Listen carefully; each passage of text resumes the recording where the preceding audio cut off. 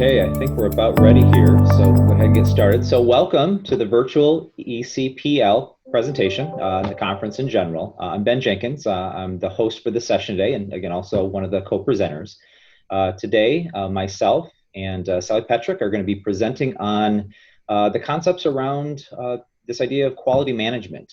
We have co-authored a book and a resource, as you see on the screen, that we wanted to have a conversation about, share with you kind of what led to this, the ideas that we present within the book, which obviously are from the literature and from the work that's being done in many fields for the past few decades, and then have a conversation with you about how that fits into this idea that we have about preparing leaders to use these kinds of ideas of quality management, improvement science, whatever it happens to be, but to help, again, move things forward within the field of education, whether it's the preparation of those leaders or the leaders themselves. So with that, I'll kind of remind you, if you have any questions to kind of get things going, feel free to put those in the chat box. And then at the end, we can kind of go back through those. Or when we are kind of done with the formal presentation, again, this is meant to be a conversation as a roundtable. So let's have that discussion. We really look forward to that.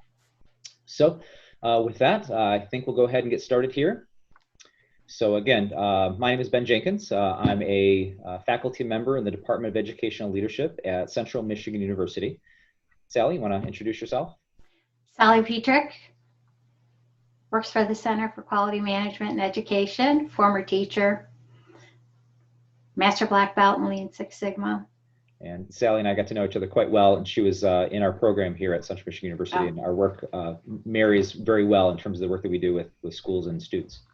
So how did this all begin, right? So why quality management for education? Well, despite, as we all know, right, the significant investment in education, over decades on improvement, reform efforts, PLCs, whatever you want to name it, and specifically from the federal, state, and local levels of policy and whatnot, there have been very few direct improvements or significant improvements that we see in student performance overall within the field.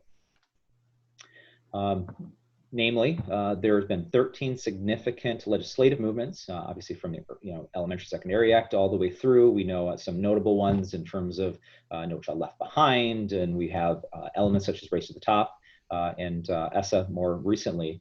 And what are they leading to? What's the purpose and the result of that, right? As we think about all of these initiatives in the format, and also the dollars, right? More than $7 billion, the more recent specific data from the NCES, right? $7 billion annually spent on public education in the United States.